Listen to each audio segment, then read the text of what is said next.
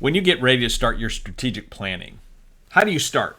I mean, if you're like a lot of business owners and entrepreneurs, if you have a strategic plan, you probably pull out last year's strategic plan, which you probably haven't looked at for a while, and you look at it and say, well, how do we do this like a little bit better? If you don't have a plan, you probably think, well, we should probably have one, but I don't even know where to start, and so you never get around to doing it. Well, let's try to get rid of both of those problems here immediately by giving you the two most important questions you need to ask whenever you're starting to engage in strategic planning. Now remember, strategy is about what you want to be. It's about the future, and tactics are about how you're going to get there. So if you're doing good strategic work, you're trying to think about the future. You're not just thinking about today and how do you do today a little bit better. So when you begin a strategic planning process, there are two key questions. Now, a lot of people don't ask these questions. They often assume that they're givens, but I'm going to tell you that if you ask these two questions on a regular basis, they will radically increase your ability to grow and scale your company. And before I tell you what those two questions are, by the way, let me tell you that there are companies like Apple, for example, when they ask this question, have dramatically increased their revenues because they asked these two questions. So what are the two questions? And by the way, don't be underwhelmed by these two questions because it's not the questions themselves, it's the answers that you're going to come up with that are more important. But the two questions you need to ask yourself are, who do we want to be? And then who is our customer? Who do we want to be and who is our customer? Now hang with me for a moment because those are powerful questions, even though they seem simple questions. Because if Apple didn't ask the who question, they would literally be 1/11th their size. Now think about that. They were a computer company. And if they were still producing computers, the Mac line produces, depending on which quarter, roughly about 9% of their revenues. 1/11th of their total revenues come from the thing that they had been doing for decades. If they weren't asking the who do we want to be question, then they may not have gotten into the music business. They may not have gotten into the phone business. iPhones alone produce 50+% of their revenue on a typical year. Like they would never have gotten to that place if they kept doing what they had been doing in the past. So the who question is a really important question. And it's not just for big companies, by the way. It's for smaller companies too. I was engaged in two different conversations last week with companies on their strategic plans. Actually, a couple others, but I want to mention these two. The first one was a rather new customer, and they realized when we were asking this who question that historically, they basically have been something that the owner of the company wanted to do, and he built a business around the thing that he wanted to do. But he's at a stage now where he wants to sell at some point, and he realizes that he doesn't have a scalable company, he doesn't have a sellable company, because who he has been in the past, meaning the company who, is something that they don't want to be in the future. And so now we're working on the process of defining what does that who look like. Who do you want to be in the future? It's a very different who than it was when he started the company and even what it is today. And that's causing some great conversations. The who question really matters.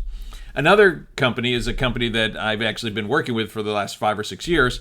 And what was interesting is that when we defined 5 or 6 years ago what the who would be, they've actually attained that. Like the vision for them 5 years ago, they're now 4.5 to 5x what they were 5 years ago. Not 10 or 20% better, like 4 to 5x their size. And they've actually attained everything they thought they would. And now the question is, who do we want to be in the future? So you need to ask that who question, and don't assume that the who in the past is going to be the who in the future. Kimberly Clark, years ago when I was in college, went through this transformation where for 100 years, they had been a paper company. Meaning they produced the paper that you'd write on or that you went to the copy shop and got. And they closed down their paper plants in the 70s because they decided that the future for them was going to be in the disposable diaper business. And so, they still are alive in existence and making a lot of money because the who that they wanted to be was not the who that they were in the past.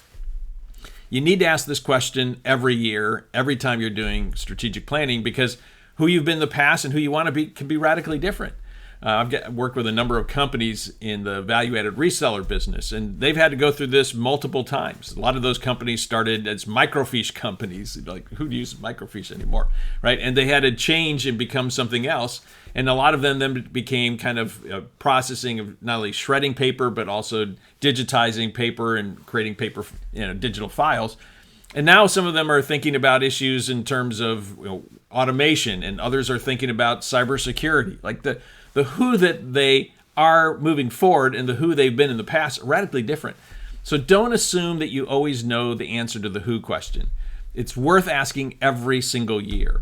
And like that person who is wrestling with wanting to sell their company, that's a typical who question that comes up, where someone might have said years ago, like, I love this company. I'm going to be here for the next 20 years. And all of a sudden now they're in year 10 or 15 and they're going, you know what, I'm not sure that I really want to be doing this for the next 10, 15, 20 years, right? The who's changed, and now they want to build a sellable company. And, well, that's going to be a very different company than doing the thing that you want to be doing. So don't assume that the who question is always the same. You might want to make some changes on that one. So that's question number one. And I would highly recommend you to ask that question every year, and don't assume it. Play with it. Ask lots of questions, poke holes at the thought or the idea, and think of where trends are going. But always ask the who question. It's the most important strategic question. And the reason why these who questions are so important is because the who always determines the what. Remember, people always like to move to the what part. Like, what product should we sell? What market should we be in? What should we be, how should we be selling this? How should we deliver this thing? Like, they move down there, but you need to start with the who question, right? Like, who do we want to be? That's question number one. The second question related to it then is, who is our customer? Who is our customer? And again, don't assume that the answer to that question last year is going to be the answer moving this forward this year or the next 2 years or 5 years, because frequently it changes. And if you change the who, it can radically change your company. For example, frequently, one of the strategies I recommend is always to go upscale. And years ago, I was talking at a conference and I mentioned this as a good pivot to make.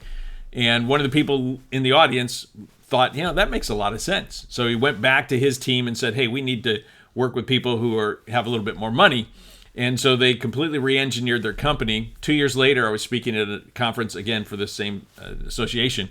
And he came up to me as I was walking in to give my talk, and he said, hey, I just want to thank you for that advice about going upscale. I said, oh, great. Like, what's happened? And he said, well, 2 years ago, our average customer paid us $25,000 a year.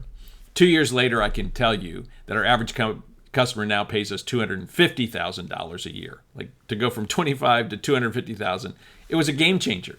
Another one of our members who provided a service primarily to kind of wealthy individuals. And normally one would say, hey, that sounds like a pretty good idea. Like, wealthy individuals, let's kind of upscale. Let's go for that.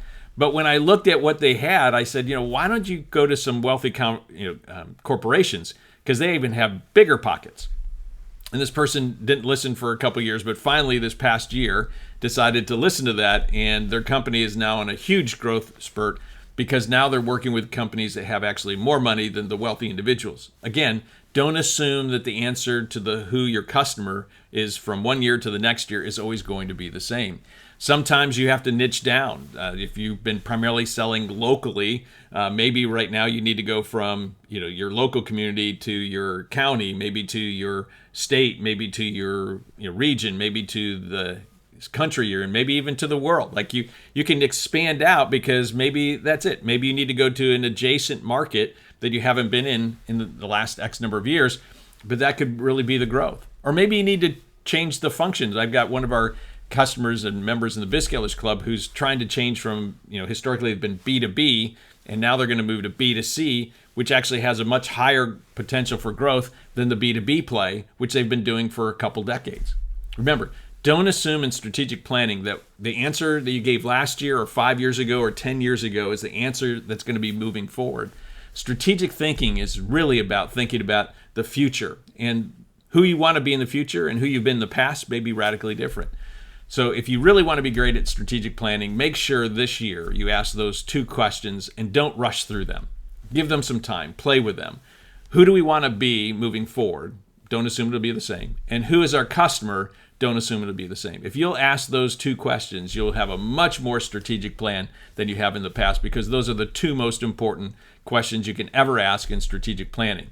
The what questions will come out from that, because the what is always determined by the who. So you got to get the who right. If you get the who right, the whats will follow in step from there. I hope this was helpful for you. You now know the two most important questions. Make sure you ask and answer them right now.